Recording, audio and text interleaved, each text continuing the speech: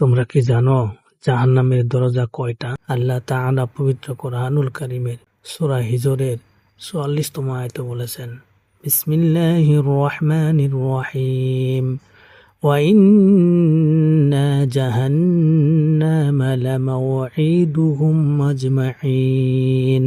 অবশ্যই তোর অনুসারীদের সবারই নির্ধারিত স্থান হবে জাহান্নাম। লাহা সাবআতু আবওয়াবিন লিকুল্লি বাবিম মিনহুম জুজউম মাকসুম। ওর ৭টি দরজা আছে, প্রত্যেক দরজার জন্য পৃথক পৃথক দল আছে। এই দরজাগুলোর নাম হচ্ছে জাহান্নাম, লাজা, হুতমা, সাকার, জাহিম, সাঈদ, হাবিয়া। যারা নামাজ ছেড়ে দেয়, মিথ্যা বলে, গীবত করে, আল্লাহর অবাধ্য হয়, তাদের জন্য রয়েছে ভয়াবহ শাস্তি।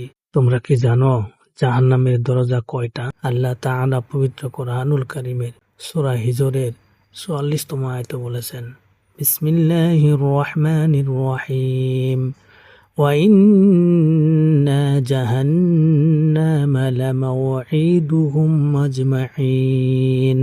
অবশ্যই তোর অনুসারীদের সবারই নির্ধারিত স্থান হবে জাহান্নাম। লাহা সাবআতু আবওয়াবিন লিকুল্লি বাবিম মিনহুম জুজউম মাকসুম।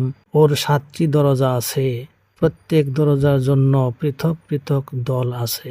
এই দরজাগুলোর নাম হচ্ছে জাহান্নাম, লাজা, হুতমা, সাকার, জাহিম, সাঈদ, হাবিয়া। যারা নামাজ ছেড়ে দেয়, মিথ্যা বলে, গীবত করে, আল্লাহর অবাধ্য হয়, তাদের জন্য রয়েছে ভয়াবহ শাস্তি।